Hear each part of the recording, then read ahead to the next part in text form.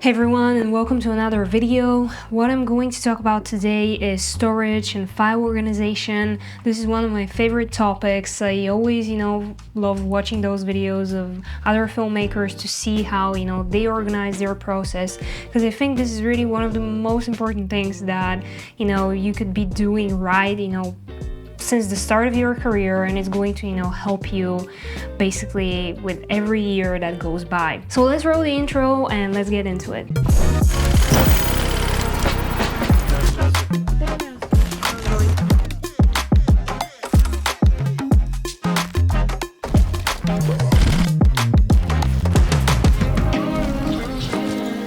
Okay, as number one, as you can see here on the table, I do not own a NAS. Sadly, but no, really, I don't think you need a NAS. I know most of the videos out there that talk about file organization, they're showcasing their NASes and how Synology or whatever company send it to them, and they're like, so now I'm going to reorganize my whole system and show you how it's done. Yeah, that's awesome. Like, if you have a NAS, or if you have a company that's going to give you a NAS, or if Synology wants to give me a NAS, great. But I want to show you my process. I've invested my own money into it, and I think it's more easily achievable to someone who is investing their own money. And yeah, storage really do costs a lot of money. At the beginning of this year, I bought this G Drive Pro. It's 18 terabytes, and I was like, okay, this should last me for most of the important projects that I have from the past couple of years, and also for some of those that I'm shooting this year. And then when that storage kind of ends, I'm going to buy a new one. Before I got this, I had a bunch of hard drives, and I was keeping all of my different projects on them and kind of labeling them. And every time it was a struggle when editing, because we had to plug so many different hard drives into the computer just to find the files that we needed. And especially for this channel, I was like, okay, I'm going to need to feature a lot of behind the scenes or a lot of my previous work. So it's great, for my editor and me to have a better system where we have, behind the scenes, for example, organized. So yes, I do only own one. This means that I do not have a copy of this drive, which is definitely advisable. For example, if I had this in the studio and then the same carbon copy of this in my home, yeah, that'd be great. I do still have the older hard drives, so this information exists on some of them, but it's not as organized. And it's a risk, but anyways, I do want to dive in and show you my file structure, and then we can talk about all of those different things. Alright, so here is the drive. It's called Untold Films 1, because this is my company, and this is, the first kind of database that we have. I have 5 folders here. The first is projects, and this is basically all of the projects I do for clients. Now, I do want to talk about the labeling, because this is my oldest project here, and basically how I label them. The first 2 digits, the 20 here, is the year, so this is going to be the year 2020, and then we have the month, which is July, so 07. And as we progress and we go to to my newest project, which was this spec project for On Running, I have 24, so the year is 2024, and the month is 05, so May.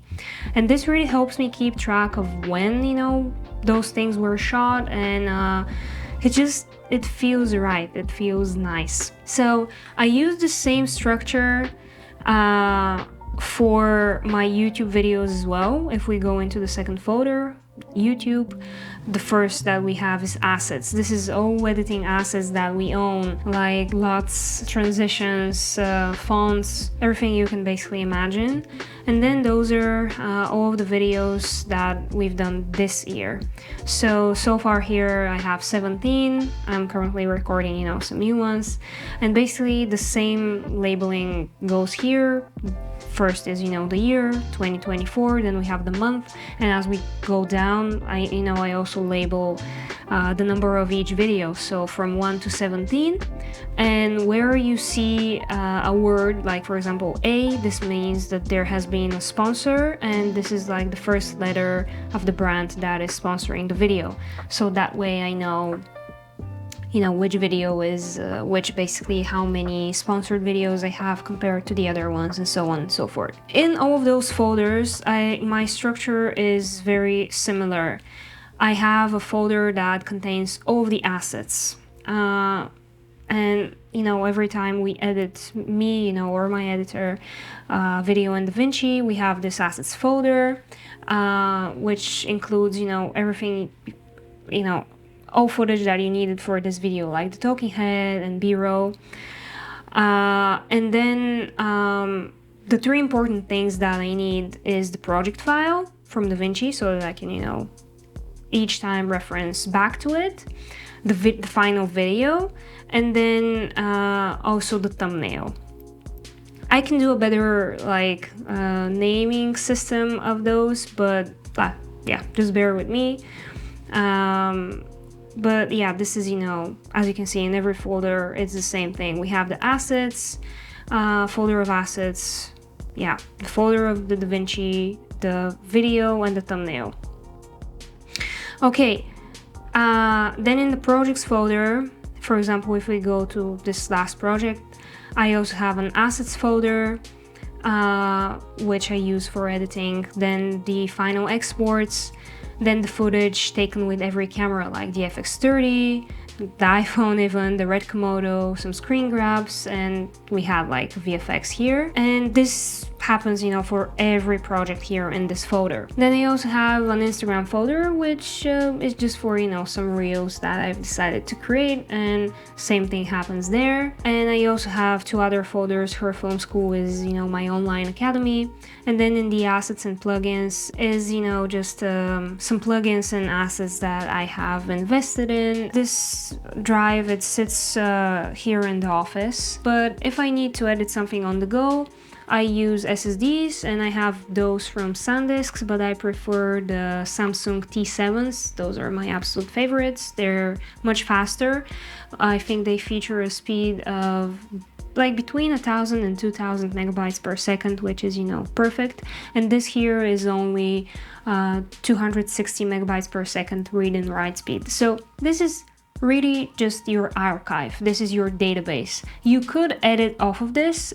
I think it's a bit faster than the normal like hard drives, but like I'm not really sure. I just feel that way when we've had, you know, to edit off of it. But normally use an SSD. I have like a folder in there which says active, and basically those are my active projects, and once I finish working on those, you know, they go in here. For all of those projects, for like most of them, I've shot behind the scenes, which is probably like my biggest tip to you. Always, like, if you're into the content creation world, always shoot behind the scenes, because you never know when you're going to need that. Like for those YouTube videos here, I use it all the time. And let me start another recording. And basically I have my own database here. If we go to YouTube, assets, here in this YouTube template, if I open this, this is basically how I start every DaVinci project edit. I have a database of all of my behind the scenes footage, which is categorized for the different project and year, and then everything is color graded. It's selected, so I don't have to pull new behind the scenes footage every time and, you know, browse through old projects. I can just go in there and like be like, oh, I need one from this project, and then pull it from like a second timeline, you know. So anyways, this is how I organize my files. And yeah, I know, don't like attack me, don't come at me for, you know, only having one like place to store them all. Hopefully, you know, this costs, I bought this discounted for like $600 at the start of the year. Hopefully, you know, it lasts. As I said, if you can have, you know, just two exact same copies of like your database and like keep one at your home, one in your office. This is like perfect. I don't think you need anything else. And of course, if your files start, you know, piling up and you need more storage, then of course I think a NAS is, you know, a great solution. But for me, I don't keep all of my footage. Like, I keep my favorite footage, and also for my clients I keep it up to like 6 months or a year, unless we haven't like signed anything about it. And then if I don't need it, I just I put it on like a separate hard drive. It stays for a bit, then I might delete it, just because I don't need everything. I need like the final projects most of the time, and I don't keep, you know, all of the stuff. And yeah, I mean, that really helps me be organized. I think it's a very simple system. For me, it's all about like the name structure of those files, which helps me, you know, be like, oh, okay, I know where everything is. And this really speeds up everything that's happening here. So I hope you've learned something new. Please do share with me what your system is. Hopefully, you know, this helps someone out there who is like thinking, oh my god, should I be investing in a NAS right now? I mean, I don't think so. Everything in the filmmaking world costs so much, and I think you have to be smart about your investments.